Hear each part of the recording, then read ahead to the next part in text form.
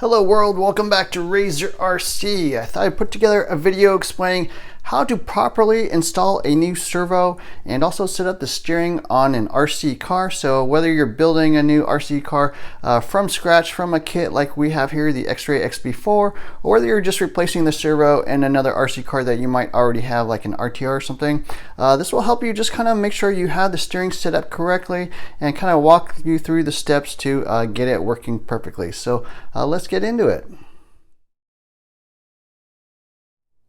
Before you start installing anything, the first step you gotta do is actually set your radio. So if you got like a more basic radio like this is the Spectrum SLT3.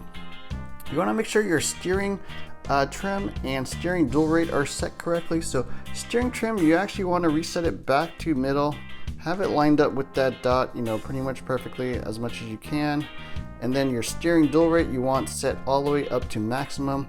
That basically is the amount of travel you have on both sides. So make sure that's at max. Make sure your steering trim is set correctly. If you got a more advanced radio, like here we have the Servo MT4S. Again, make sure everything is zeroed out or cleared out. So dual rate, again, you want 100% on your steering. Your endpoint adjustment, your EPA, you want 100% both left and right. So there's your left, there's your right.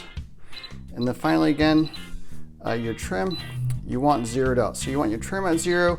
And if your radio has sub trim, again, you want that to 0. Sub trim is just little micro adjustments on the trim. Trim is kind of bigger steps to center your actual servo. So go ahead and make sure those are all set to 0, and then you're ready to begin. And you don't even want to install the servo yet. You want it basically just kind of loose in your vehicle. Go ahead and plug it into channel 1, the channel port 1 port on your radio. And now you actually want to turn on the vehicle. So we're just going to plug in the battery here and then turn on the vehicle. It's already bound and everything, and the reason you want to turn it on is basically you want to center that servo without the servo horn even being on. So when you turned it off, the servo may have been off to one side, left or right. You want to make sure you have it turned on with the radio bound so that you go ahead and center and neutralize that servo, and you're ready to go ahead and put on the servo horn. I've got a nice little aluminum servo horn we're going to plug on here. So again, with the radio on, with the vehicle on, and your servo centralized, you actually want to put the servo horn on as straight as possible. Most vehicles it's just straight up and down. May depend, like some TLR vehicles you want it slightly clocked, maybe 1 o'clock or 2 o'clock, but on this particular XB4 you want to figure out where that center is and then go ahead and put the servo horn on. And you want to pretty much as straight up as down as you can. Don't worry if it's slightly off by a little bit, but as much straight up and down as you can. Then we're going to go ahead and install the servo horn screw. So I like to just clean off the screw a little bit. I use a little bit of like motor spray, like this Power Shot stuff. Spray it onto a little rag. Take your screw. You definitely want to clean off any sort of metal screws like this before you apply thread lock, just to get them nice and clean. Get all that extra oil and grease off. The thread lock will just adhere a little bit better. And I'm just going to put a tiny little drop. A tiny little drop like that is plenty. You don't need a whole lot. And then we're just going to go ahead and install that servo horn screw. Not a bad idea to turn off the vehicle right now so there's no power being applied to the servo horn, and you can just tighten it down. There we go. Got the servo horn installed at the correct position with everything zeroed out. Now we're ready to install the servo. This one just mounts from the bottom. So it's got 4 little screws. Since it's an aluminum servo mount, actually, I put a little thread lock on the screws, but we're just going to go ahead and put that in there.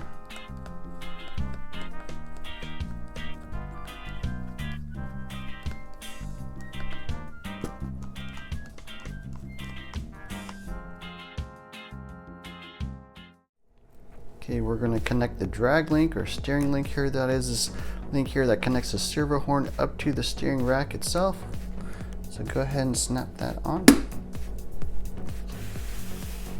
And that's what it looks like. Now the next step you got to do is to actually make sure your steering links are the exact same length. So for 99% of RC cars out there, these rods need to be the exact same length. So you're going to need some sort of calipers. I've got a digital set here. Zero it out and measure it out. So you want to measure from ball cup to ball cup.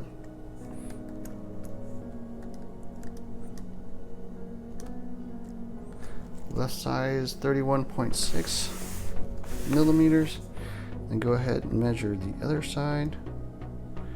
31.57, close enough. It's really important that these always be the exact same length. So if you ever adjust one, make sure you adjust the other side by the exact same amount. It's not critical at this point that you have the toe set exactly. So the toe is your front wheels. If they're straight, there's zero toe. If they're pointed in a little bit, it's called positive toe. And if they're pointed out a little bit, it's called negative toe. You just want them to have the same length, and then we'll fix the toe and everything later. But just for setting up the servo and steering, you can have it, close enough as long as they're relatively straight. But the most important thing is they have the same length. Now you can put on the wheels if you haven't already.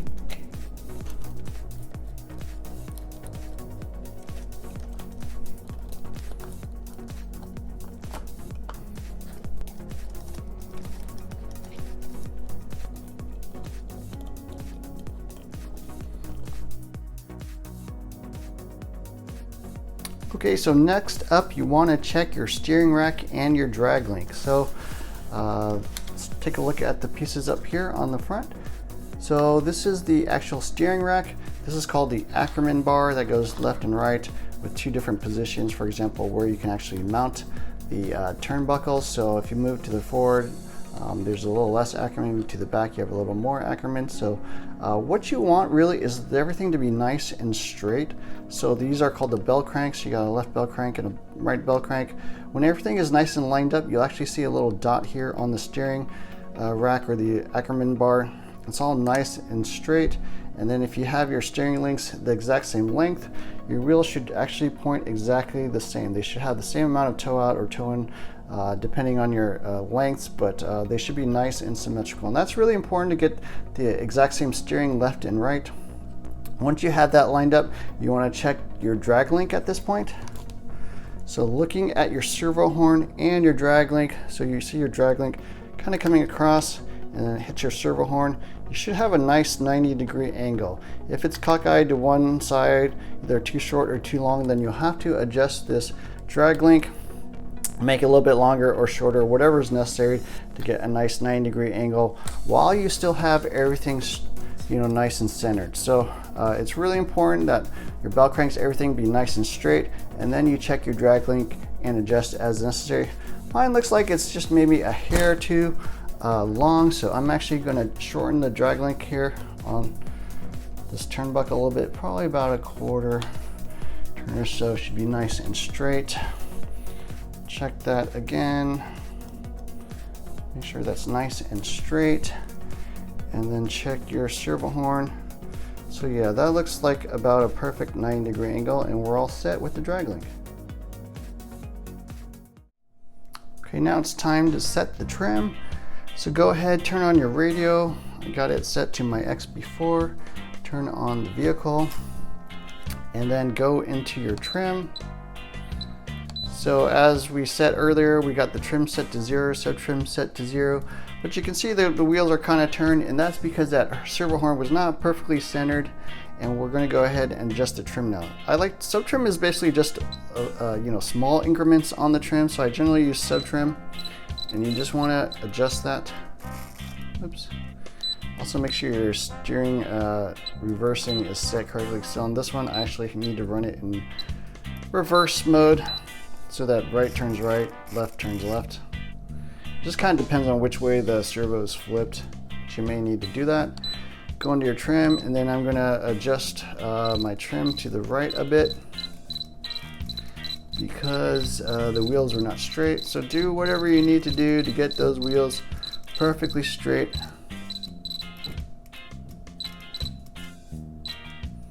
That looks good, and we're all set on the trim. You can also drive the car a little bit, make sure it tracks nice and straight. Whatever you need to get trimmed correctly, that should be perfect. And then finally, we need to set the endpoints or the dual rate. So if you have a more basic radio, you're just going to adjust the steering dual rate here on the left. If you got a more advanced radio, it also has dual rate, which will adjust both left and right wheels at the same time. Or if you have something called endpoint adjustment or EPA, you want to use that. So this is to make sure your servo is now not trying to turn too far. So every vehicle is different, every geometry is a little bit different, and so you're going to have to set the endpoints or dual rate for every car that you install a new servo. So what you do is basically just turn the car far left, and you can hear it straining when it's all the way far left. That means it's actually trying to go too far. So you want to adjust your left endpoint. Let's start with, say, 80. Still too far. Turn it down to maybe 70.